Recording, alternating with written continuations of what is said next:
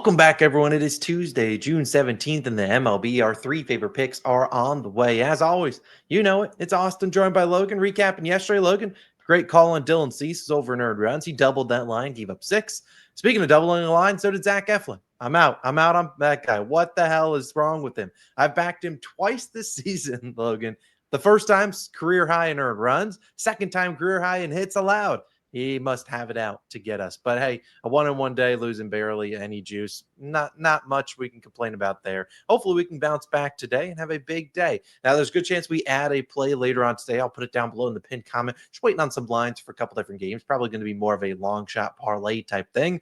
But you guys know what the day it is. It's Tuesday, baby. So go down below, comment your favorite person to hit a home run. Make sure you subscribe to the channel. And if you call out someone that hits a homer, you might win $25. Just come back to tomorrow's video. We'll pick out one random person that got it right. We'll give you $25. So again, comment your favorite person hit a homer. It's Dinger Tuesday, baby. Logan and I might start having some dinger plays. The weather's starting to heat up.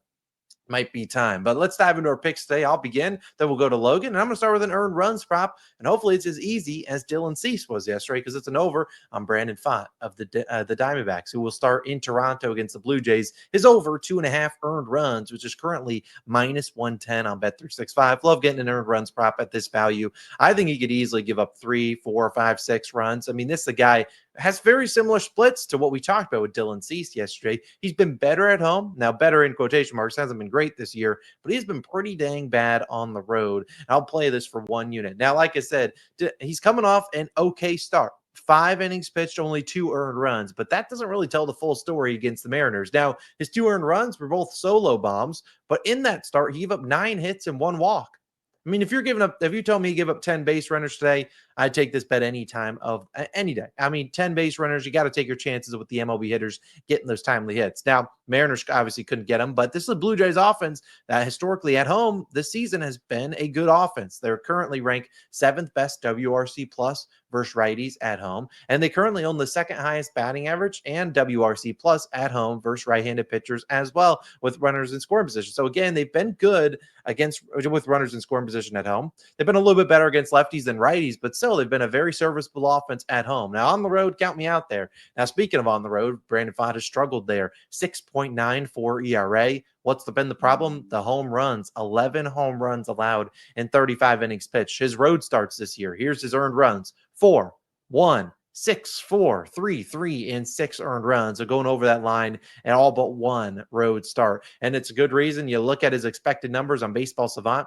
First percentile in expected ERA, expected batting average, hard hit percentage, and 3rd in barrel percentage. At home, just like Dylan Cease, much lower batting average with runners in scoring position, just 242. Throw him on the road, 313. He struggles versus lefties. He also struggles against righties, which we know the Blue Jays have plenty of with Bo Bichette, Springer, Vladdy, and those guys. I think the Jays, if they're disciplined at the plate, he might walk them. At the end of the day, I think they're able to put up 3 runs here. You could go to the first 5 team total. I don't want to do that. I rather just trust them. They might run 5 into the 6th inning for all they care. I think the Blue Jays put up some runs today. Give me their over 2.5 earned runs for Mr. Brandon Pfaadt, one of my favorite player props of the day. But Logan, you got a player prop for the people who've been dialed in on the pitcher props. You're taking your talent to the hits allowed market.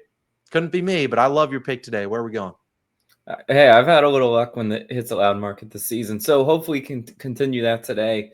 It's going to be Seth Lugo of the Royals, under 5.5 hits allowed, minus 120 odds on DraftKings is your best value there.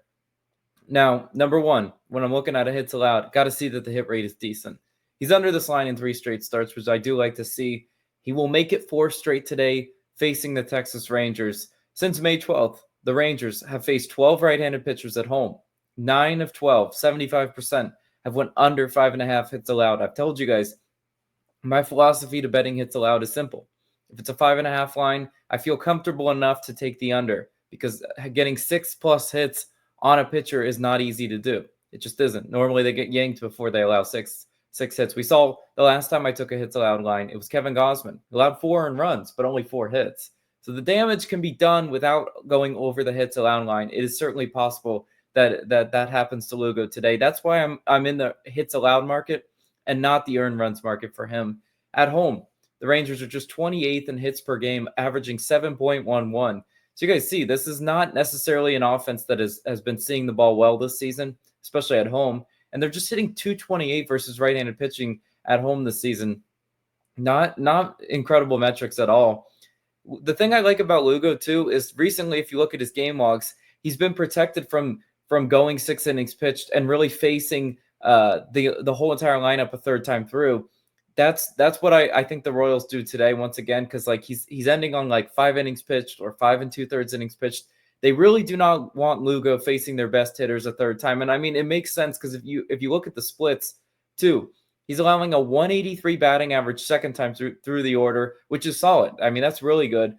That jumps though to 288 third time through the order, and you'd be kidding yourself if you don't think the Royals look at those numbers and say, maybe we don't want to leave him out that long, because earlier on in the season, you won't get the game logs, like 6 2/3 innings pitched. That's what Lugo was doing. I'd be shocked if he does that today. And if he does that today, he's probably not allowing a whole lot of hits. So that's probably good news for us too. The Royals, since this is game 1 in the series, they have a rested bullpen, which again, that plays a factor into these managers' decisions. If your bullpen is taxed, maybe you do try to get an extra inning out of Lugo. But the Royals are in back against the wall mode entering this series. We got to call it how it is. They've lost 6 in a row. They have to stop the skid. Do you really want to leave Lugo out there and gamble with him getting hit around third time through the order? I don't think they do. Especially Lugo has been walking batters as well. 3 walks, 2 walks, 2 walks in his last 3 starts. Guys, walks are our friend in a hits allowed prop. I promise you. We saw that with Gausman. He did not have command control. Lugo, if he doesn't have it today and he's walking batters, that helps us. Fine.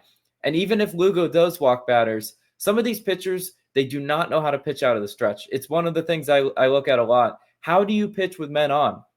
Lugo is an experienced veteran, only allowing a 193 batting average with men on. So even if he does walk a few batters, it shouldn't rattle him enough to where he's just putting it right over the center of the plate and allowing the hits to really pile up on him. I'm trusting a veteran pitcher on the road for a good start in this one.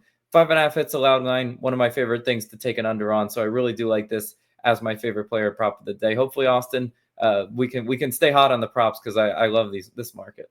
Yeah, no, I really like that one as well. Hopefully it's Max, and I think we'll. Seth Lugo is a guy that can go out there and do his job. Not Zach Eflin. Screw that guy. He's cursed here. But I have one more play, and then we'll wrap things up. Like I said, we might add a play, so make sure you check that pin comment down below. Let's talk about this one. It's a little 2-leg parlay. It includes an earned runs prop, which has been our most profitable market this season. Let's talk about it. We got Robbie Ray under 2.5 earned runs, and I'm reducing that juice, which is about -165, with Baltimore and Tampa both to score in the first 7. Now we normally target the first 5. I'm laying a little bit more juice just to get a couple extra innings because I really don't want to lose there. I'm cool losing on Robbie Ray because he's the main prop here, but I really do think there's runs in that Orioles and Rays game. I mean, yesterday the Orioles didn't really do a whole lot, but they did get up 1 run in that first 5, and obviously Zach Eflin got tagged from the Rays side, so they gave up like 6 or 7 himself. But I do think Robbie Ray is in. I mean, today if you talk about that matchup, you got Dean Kramer versus Zach Lytle. Lytle's given up at least 1 run in every single start this season. Dean Kramer's had a couple where he went out there and pitched well. I actually think one of them might have been against Tampa Bay, but they're really seeing the ball well. We saw them do that in that Mets series. They're back at home here, and it's a very hitter-friendly ballpark. I mean, very small, and the weather's going to be like 95 degrees, probably blowing out. So, again, I expect runs there. Now, let's talk about Robbie Ray, who hopefully is what we're sweating at the end of the night. Now, Robbie Ray has been very good. I looked at his outs line in this game, but he's had some starts where he just doesn't have his command, and that's fine. But we've seen Robbie Ray pitch pretty well this season. I mean, in fact, in his last 10 starts under this line in 9 of 10. And he'll face the Guardians, a team that really hasn't hit lefties that well. Now, we saw what they did to Andrew Abbott, let him go a complete game shutout. They did tag Nick Lodolo in that next start, but again, that was seeing 2 lefties back-to-back in their home ballpark. Of course, they're probably going to tag the second one, but again, haven't seen a lefty in a few days, had the day off yesterday, and they just ranked 23rd in WRC plus versus left-handed pitching.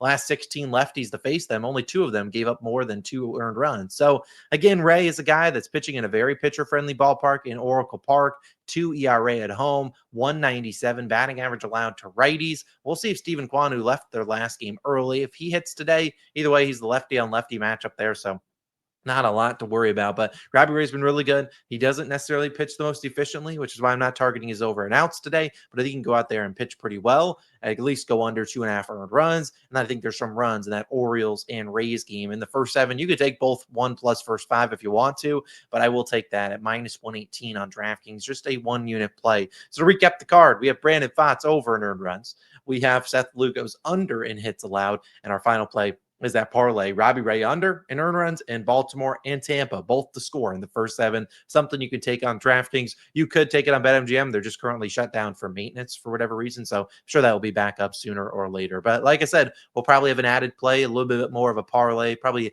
quarter unit to a half unit, a little long shot in there. And so make sure you check out that pinned comment once a couple of games are live. I'm waiting for lines in the Athletics and Astros game, as well as the Dodgers and Padres game later on. They just don't have lines because a couple of those teams don't have their starting pitchers listed officially. But those are favorite picks. Let's have ourselves a day. We will run a ladder challenge in the MLB, our first one. I don't know if we've ever done an MLB ladder, so we'll be running it. We'll be running it the rest of the summer as the NBA starts to dwindle down, and maybe we can get some luck there in baseball. And as always, we're going to start tracking it as a 0.1 unit play. So if we somehow hit the ladder, 100 units to the bankroll to rescue the season.